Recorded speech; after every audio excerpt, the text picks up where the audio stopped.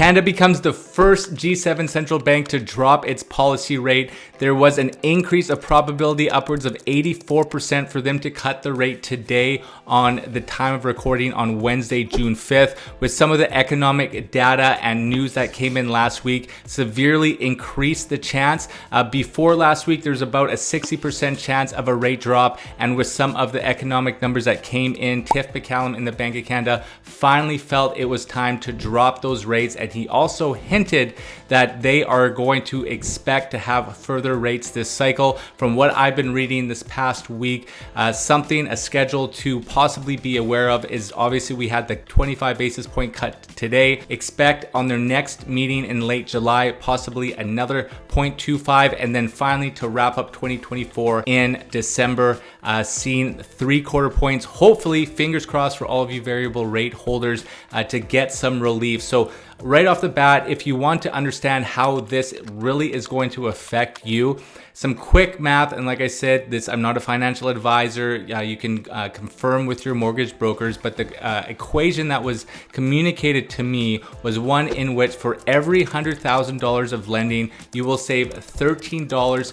per 25 basis points. So if you have $1 million of lending on your variable mortgage or a home line of credit, you would have the equation where for every $100,000 of lending, obviously 10 portions of 100,000 equals $1 million.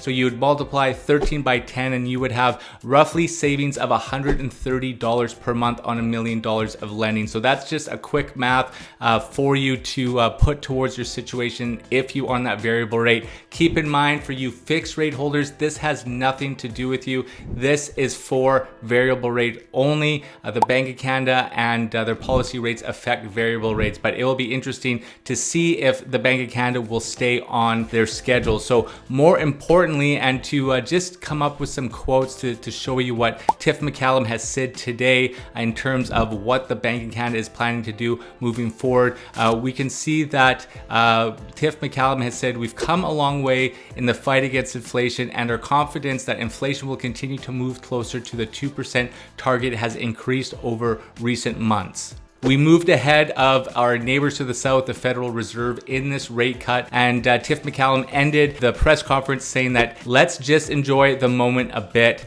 After the press conference, when they were questioning him about future rate cuts, and then he responded by saying the timing of any further cuts is going to depend on incoming data. So we want to make sure that Canada is continuing to trend towards a 2% number that the Bank of Canada is comfortable with. And if we can ease up on inflation and things of that nature, we can start to see a relief on those interest rates. I know so many Canadians are panicking because mortgage renewals are coming up in a big way. So hopefully we can start seeing more interest rate drops to help with that, and right now to help with the overall market. So how is this going to affect the real estate market specifically here in Vancouver? It is going to be interesting to see how this plays out. This is a monumental drop because this is the first drop in the policy rate that we've seen since March of 2020. So it's been 4 long years for variable rate holders, home line of credit holders, to see some relief. And yes, it's not a huge chunk in terms of a drop, just a basic 0.25 of a drop, but it is something. And I think it finally signals that Canada will be finally trending downward, and hopefully we can keep up with this economic data so that we won't have to increase another rate hike and get back where we were. If we look at the history of the Bank of Canada and how they have dropped rates in the past, I'm gonna pull up the graph here so you can exactly see what the Bank of Canada has performed in the past. There are 5 different data points as early as September 1998 going up to March of 2020. So we can glean some of this information to kind of predict and see where we may land over the next year or two. So starting back in September 1998 to May 1999, the peak rate of 5.5%, which is just a little bit above we were at before, dropped a total of 1%. So with the 5 data points on average, if we look at this quickly, there's been an average decrease of 2.35%,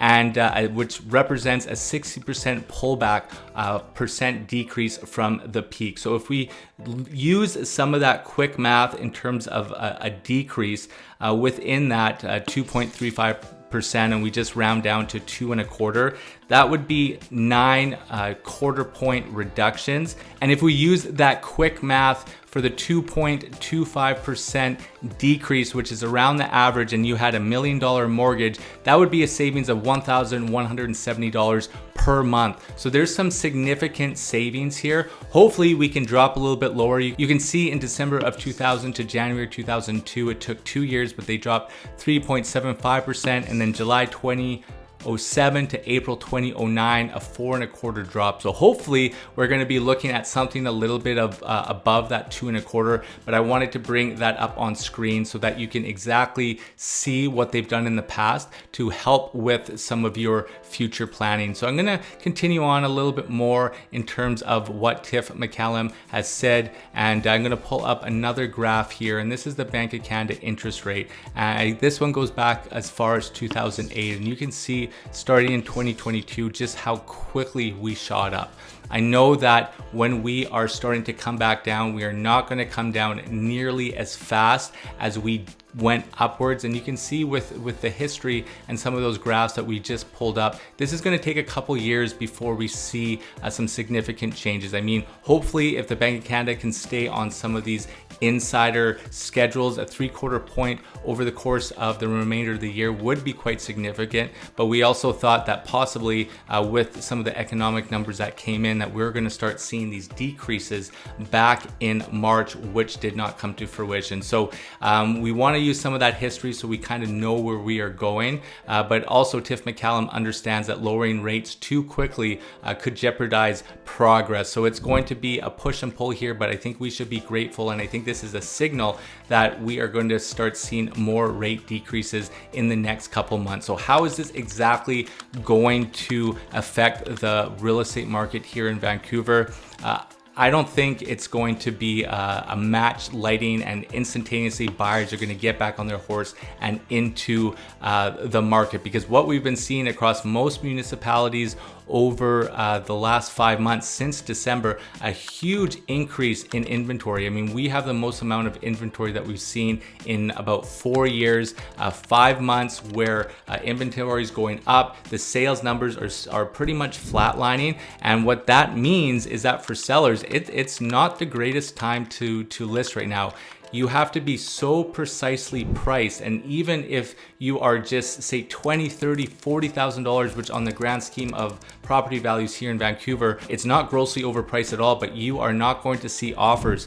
My last couple sales took some time to put the deals together. They did get good pricing. One I just sold yesterday, it was a record-setting price in the building. Another one was the second highest price point in the building with these high interest rates and a lot of inventory, but it took time. And our original list price, we did have to come down, but we weren't grossly overpriced whatsoever. We were well within assessed values, well within what was going on in the marketplace. But what the problem was so much inventory coming onto the market.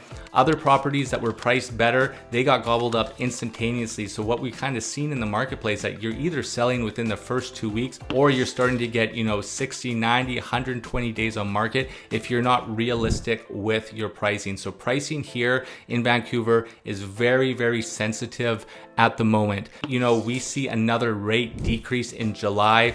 I think we could start shaping up to see a very, very strong fall market, but it's going to take some time, to get buyers back into place to start to scoop up some of that inventory. I've been making calls today to a lot of my buyer clients, and so if you are out there and you're a buyer, there's a soft underbelly in the market right now. There's a lot of properties that are sitting, and there can be some good pricing out there and some good bargains, because some people are going to be very scared. They might not be able to afford their mortgage on the next cycle, so they're hoping to get a very, very high price point. But if they can't make those numbers, they're going to have to offload those properties. So until we see some momentum here in terms of multiple rate reductions, I think you still have some time to start looking, especially into the summer month. There's a lot less competition. People are going out on holidays. But keep in mind, if you're looking in the detached market, people also want to settle their kids in before the school year. So depending on what quadrant you're looking at a condo, townhome, or a detached market, there are different strategies in place here. But I think across all three categories, and my next couple of videos, I'm going to be breaking down the detached market and the attached market in Vancouver in comparison to Greater Vancouver. So keep your eyes peeled for that. But make sure that you book a strategy call with me. My information is in the description below, and we can talk about what kind of category you want to buy in and if this is a good time for you to buy. Also, if you're a seller, depending where you're at, if you have good product, a good layout, good land, good location, we still see those properties selling quite quickly, but you need to be priced properly. You can't be looking to hit a complete home run and something that just doesn't make sense with the numbers. I know with my process, I run a lot with Google Sheets. We have all the data in front of us. We can make very much informed decisions when it comes to putting a property together for market. So this is what I have for you. I wanted to get this video out for you as quickly as possible to highlight what has been going on with the Bank of Canada, and then obviously giving you some historical context so you can start to plan, especially if you're really counting those pennies. I know for myself, we are on variable rates for a couple of our mortgages, and we've been pinching pennies. Our monthly budget is a little bit of a disaster. So today was a good day, but we're going to have to take some pause and really look to July, because I think that is going to be the primitive marker. If Tiff Macallum and the Bank of Canada drop rates in July, I do believe we're going to start to see this free fall, keeping up with that schedule for December, and then doing, you know, a significant amount of reductions over the course of 2025. With that graph, how quickly we saw it, you know, straight line up in terms of that 5% policy rate. I don't think it's going to dive right back down. It's going to take some time, but they're going to be cautious too with the market. They understand that there are buyers that want to make a move, and obviously when you lower the threshold when it comes to making money available to buyers, they need to be careful, because sometimes buyers can't control themselves even with the stress test. I hope you enjoyed the information here. Make sure you book that strategy call with me. My information is in the description below. So whether you're looking to buy, sell, invest, or relocate to my beautiful city of Vancouver, I'm Kyle Mark, your Vancouver Realtor, and I am here to help you with all your real estate goals. So keep your eyes peeled for the next market updates. I'll be filming those soon to get those out to you as quickly as possible. Take care.